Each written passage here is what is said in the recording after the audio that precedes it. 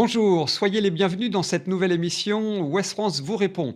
Une émission baptisée Questions Jardin et dans laquelle, vous l'aurez compris, nous parlerons jardin et répondrons à toutes vos questions. Et puis parce que tout le monde n'a pas la chance d'avoir un jardin, justement, nous serons attentifs à celles et ceux qui souhaitent verdir leur terrasse, leur balcon, voire leur intérieur. Alors qui répondra à vos questions? Ce n'est pas moi, hein, je montre vite mes limites sur le sujet. Mais vous aurez la chance d'avoir chaque mois l'expertise de Marion que nous voyons apparaître à l'écran. Bonjour Marion. Bonjour François. Alors, ton chouette jardin, ta luxuriante serre se trouve près d'Angers, dans le Maine-et-Loire. Il a l'air de faire beau là chez toi aujourd'hui. Oui, la journée est très agréable, c'est très intéressant pour le potage et tout ça. Et donc, tu es animatrice hein, d'un blog qui s'appelle La main verte de Marion. Tu postes régulièrement des vidéos hein, sur les réseaux sociaux, mais tu as avant tout un long parcours dans le monde horticole. Est-ce que tu peux nous en dire quelques mots? Oui, c'est ça, j'ai démarré mes études à partir de l'âge de 15 ans, j'étais passionnée de la nature. J'ai fait des études jusqu'en licence professionnelle. Ensuite, j'ai travaillé pendant 11 ans en tant que responsable de culture, où j'ai appris beaucoup de connaissances. Et par la suite, j'ai voulu créer ma propre entreprise de vente de sachets de graines, qui est Graines de Style. Et j'ai voulu aller encore plus loin avec la transmission de mes connaissances pour aider les jardiniers amateurs et même professionnels pour la culture et pour aider sur le jardin avec la main verte de Marion et mes vidéos conseils jardin. Très bien, alors pour cette première émission hein, de Questions Jardin, nous avons voulu parler des tomates. Alors la saison touche à sa fin, mais l'année a d'abord été marquée par la maladie, le mildiou, et il nous semblait intéressant de revenir sur ce sujet, sur la tomate. C'est aussi l'un des légumes préférés des Français, hein, Marion. Oui, c'est ça. Il faut savoir que la tomate, c'est le deuxième légume cultivé dans les potagers français. Donc, c'est vraiment l'incontournable. Que vous ayez un potager ou non, c'est quand même un légume qui est fortement cultivé sur les terrasses, les balcons. C'est tout à fait possible. Il y a des techniques à adapter. Je vous parlerai de ça dans les prochaines questions à venir. Eh ben, on va y aller de suite hein, avec cette première question. Hein. Nos lecteurs ont été donc nombreux, hein, comme Marie, Nicolas ou Jean-Michel, à lancer ce SOS. Hein, que faire, Marion, contre le mildiou? Alors, avant déjà de vous parler du mildiou, déjà pour ceux qui ne connaissent pas le mildiou, c'est bien de pouvoir en expliquer. Donc, le mildiou, c'est un symptôme qui s'appelle pardon. Le mildiou, c'est une maladie cryptogamique qui se manifeste lorsqu'il fait chaud et humide entre 15 et 30 degrés et lorsque le feuillage est très humide. Donc, il faut vraiment avoir des bonnes pratiques pour arroser uniquement au pied. Il ne faut surtout pas arroser le feuillage. Je vais vous parler des techniques à faire. Et pour lutter contre ça, la solution efficace, c'est l'application de soufre, donc de bouillie bordelaise, pour éradiquer la maladie facilement. Il y a des solutions naturelles également, comme le bicarbonate de soude avec du savon noir qui peuvent être appliqués facilement aussi contre cette maladie. Alors, on a eu une question, là, tu évoques des solutions naturelles. Il y a Martine qui nous demandait quelle huile essentielle peut-on utiliser contre le mildiou. L'huile essentielle, on n'y pense pas forcément en jardinage, c'est une solution? Oui, les huiles essentielles sont vraiment utilisées surtout en permaculture. On peut utiliser de l'huile essentielle d'origan, ça fonctionne assez bien. Attention, il faut savoir quand même que l'huile essentielle, c'est plutôt en préventif. Il faut vraiment observer ces cultures. Au niveau de la dilution, tout dépend en fait la marque ou la proportion que la personne aura fait directement pour savoir comment l'appliquer. En tout cas, ce qui est sûr, il faut toujours l'appliquer le matin lorsque le feuillage est sec pour laisser sécher le feuillage pour éviter l'apparition de la maladie qui se manifeste lorsqu'il fait chaud et humide. Alors, une troisième question, hein, elle nous vient de Pierrette, hein, qui habite dans le Morbihan. J'ai planté profond, très espacé, mis un paillage et pourtant le milieu est revenu. Là, on aborde la question quelque part du préventif. Est-ce qu'il y a des façons de planter qui épargnent davantage du milieu? Oui, complètement. Il y a des bonnes pratiques à faire pour éviter l'apparition du mildiou. Alors c'est vrai que cette année, la météo a été quand même compliquée dans toutes les régions. Ça a été très humide au printemps, assez humide ou très pluvieux cet été. Mais les bonnes pratiques à faire, déjà, le paillage, c'est une très bonne technique. Ça évite de surarroser. Ça permet d'avoir le terreau ou le substrat ou le sol, selon le système de culture, toujours frais. Ensuite, ce qu'il faut faire, c'est d'espacer et densifier la culture. C'est-à-dire qu'il va falloir planter tous les 40 à 50 cm en espace très bien pour que l'air circule et justement que la maladie évite de se manifester. En troisième, il y a la taille. la taille, donc soit enlever les gourmands ou soit directement tailler les feuilles au fur et à mesure de la culture pour justement laisser l'air passer. Et ça, c'est vraiment très important. L'air, c'est vraiment la base de la prévention. Si vous n'avez pas d'air, et malheureusement, la maladie va vite arriver. Et ce qui est très important, c'est l'arrosage. Ne surtout pas arroser le feuillage. On arrose uniquement au pied et si possible le matin pour vraiment laisser évaporer cette eau qui se développe facilement après et qui apparaît tout ce qui est maladie, surtout pour le milieu. Très bien, alors Marion, si tu veux bien, justement, on va continuer sur la taille avec la question de Marilyn, là, comment tailler les plants? Alors déjà, il faut savoir que certains taillent des tomates, d'autres non. Déjà, il y a 2 techniques. Certains préfèrent ne pas les tailler pour les variétés qui sont plus courtes, plus buissonnantes. Il y a des variétés qui sont grimpantes et celles-ci, je conseille fortement de les tailler. Pour tailler, c'est très simple.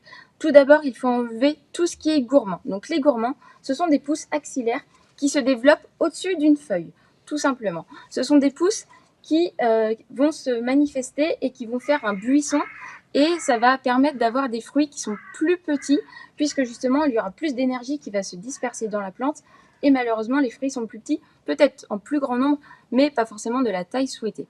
Ensuite, il va falloir les tailler au fur et à mesure de la culture. Donc dès que vous avez fait la plantation, dès l'apparition des premiers gourmands, il va falloir les tailler.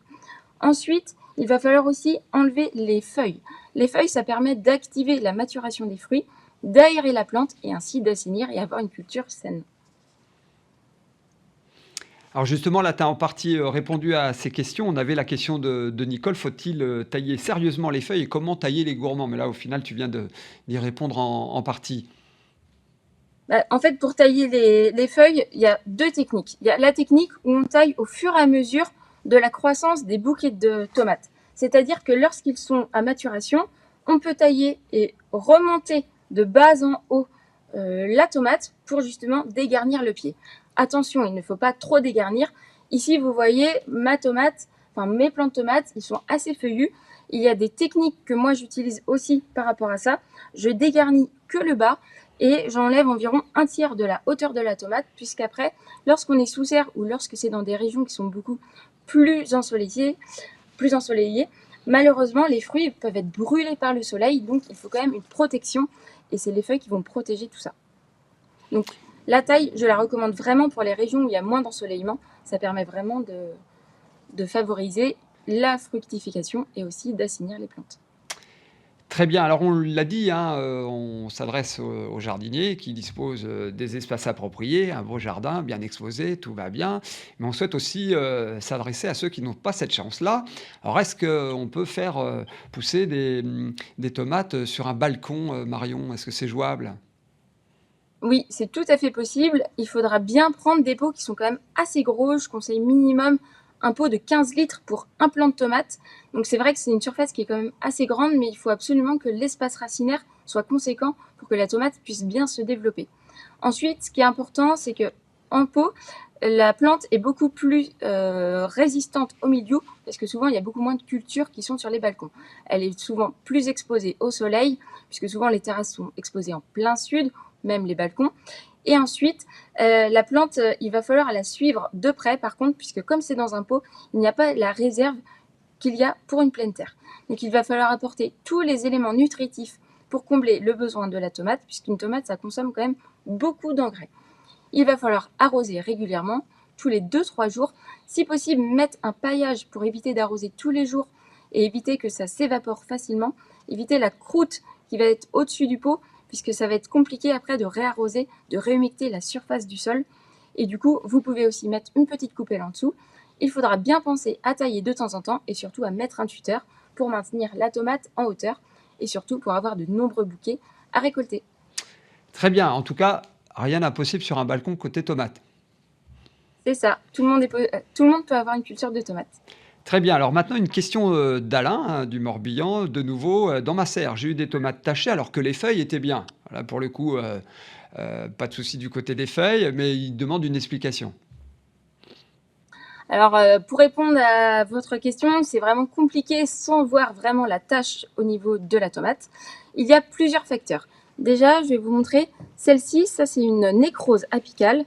Donc ça se forme uniquement sur le fruit. Il n'y a pas de formation sur les feuilles. Et ça, c'est une tache Ça s'appelle souvent cul noir de la tomate, les gens ont l'habitude de l'entendre sous ce nom-là. C'est un stress hydrique et aussi un manque de calcium. Donc il y a peut-être ce phénomène-là par un manque d'engrais ou un engrais pas adapté. Ensuite, sur une autre tomate comme celle-ci, il y a des piqûres. Ça forme des taches sur les fruits et à l'intérieur, ça pourrit, on va dire, une zone du fruit. Donc là, on voit bien les piqûres. Ça, ce sont des punaises. Les punaises ont été vraiment très présentes cette année dans les potagers et elles font de gros dégâts. Elles piquent les fruits, elles peuvent transmettre des maladies également et malheureusement, elles tachent et elles abîment toutes les récoltes. Donc ça, c'est vraiment important à surveiller. Donc ça peut être ça peut être aussi une brûlure avec le soleil sur le fruit s'il est trop exposé au soleil et qu'il n'y a pas de feuilles pour protéger du soleil selon la région. Très bien. Alors maintenant, une nouvelle question. C'est un lecteur qui habite dans le Finistère qui nous dit cette année, sur 40 plants, je n'ai pratiquement pas eu de tomates dans ma serre. Les plants ont bien poussé pourtant, mais très peu de fleurs ou pas du tout. D'accord, alors ça c'est possible aussi. En fait, il faut vraiment qu'une tomate soit exposée en plein soleil. Selon les régions, surtout les régions qui sont dans le nord, qui ont moins d'ensoleillement qu'au sud, la tomate a besoin de chaleur et d'ensoleillement.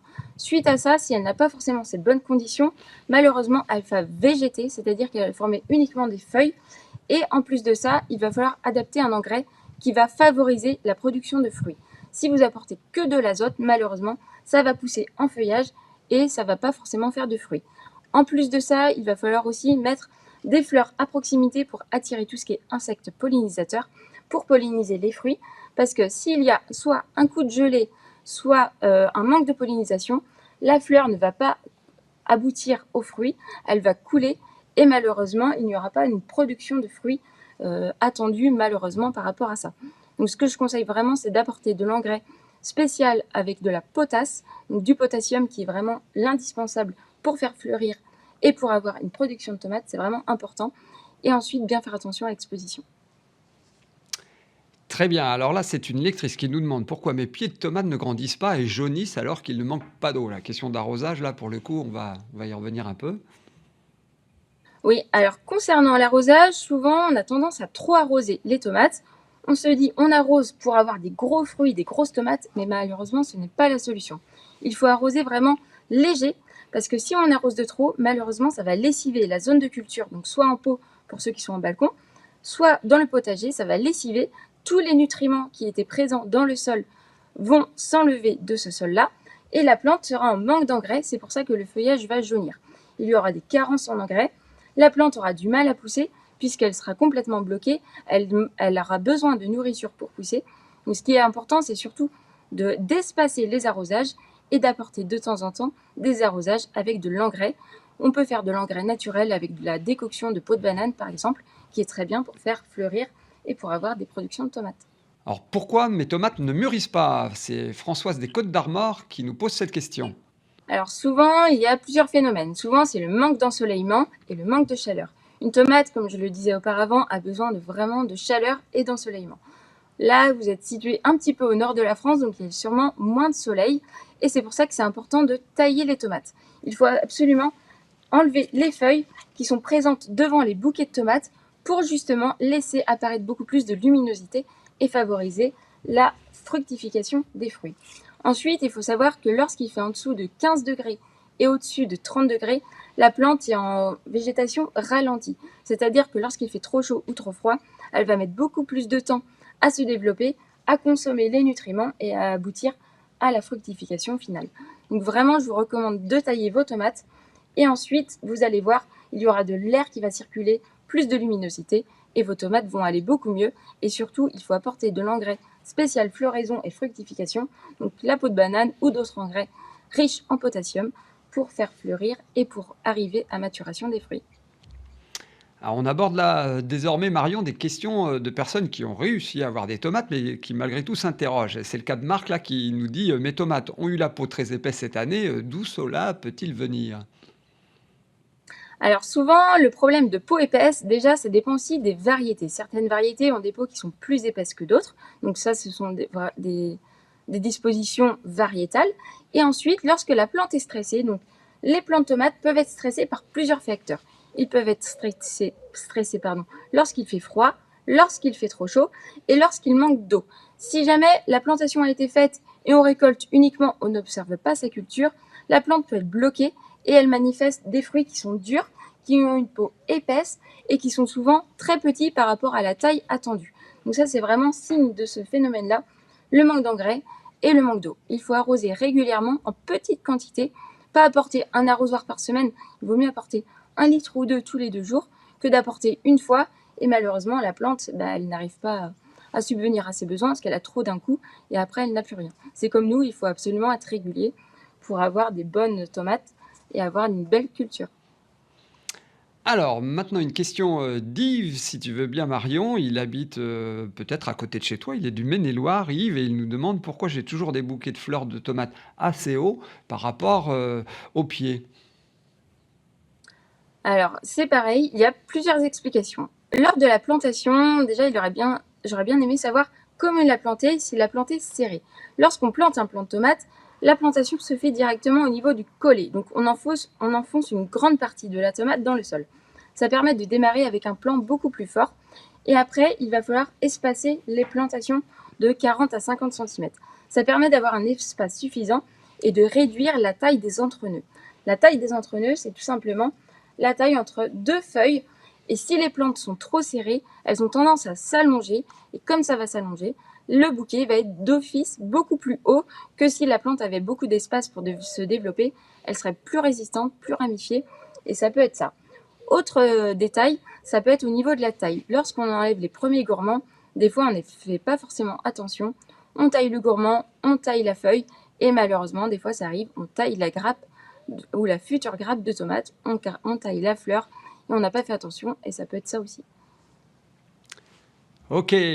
Alors, beaucoup ont peiné à faire, pousser leurs tomates cette année à cause du mildiou, mais certains ont réussi malgré tout et se retrouvent avec, de belles récoltes. Ils en distribuent, à droite, à gauche, mais pour autant, certains se demandent ce qu'ils peuvent faire, de tout ce qu'il leur reste. Est-ce que tu as, des solutions, d'utilisation de la tomate? Là, on n'est plus dans le jardinage à proprement parler, mais dans la destination, du légume. Est-ce que tu as des idées à partager?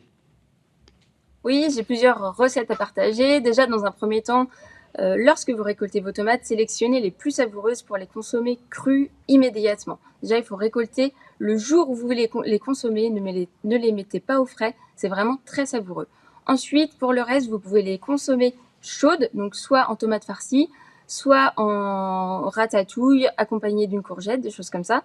Et si vous avez trop de récoltes, vous pouvez faire comme moi. Donc moi, c'est des bocaux à sauce tomate, donc sans stérilisation, pour gagner du temps. Vous pouvez faire directement des bocaux congelés pour faire des soupes cet hiver. Ça peut être utilisé sur de nombreuses recettes, des lasagnes, des sauces tomates, des recettes vraiment à base de tomates. Et c'est surtout pour recycler et récolter des tomates et pour en profiter toute l'année. Tout ça est appétissant, Marion.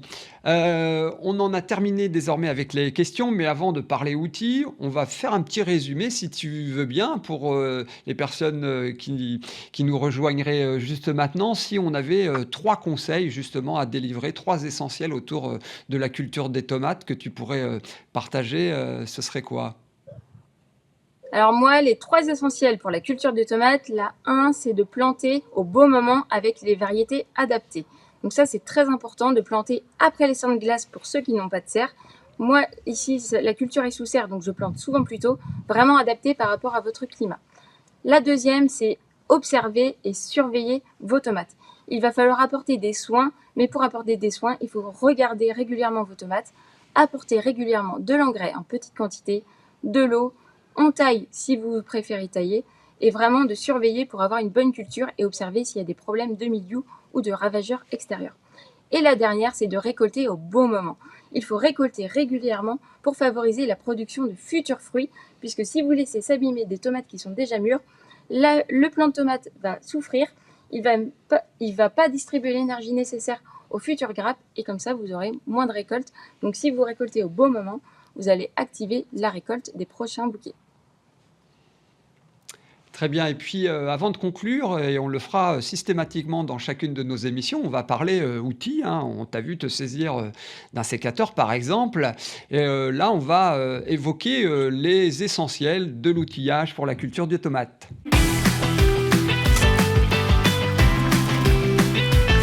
Alors Marion, c'est quoi les 3 outils essentiels pour la culture des tomates?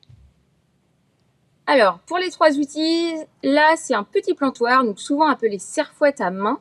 Cet outil-là, ça coûte à peu près 5 € pour ceux qui voudraient le même. Ça, c'est très pratique, ça permet de planter facilement des plants, de gratter, d'enlever la mauvaise herbe, c'est vraiment très facile.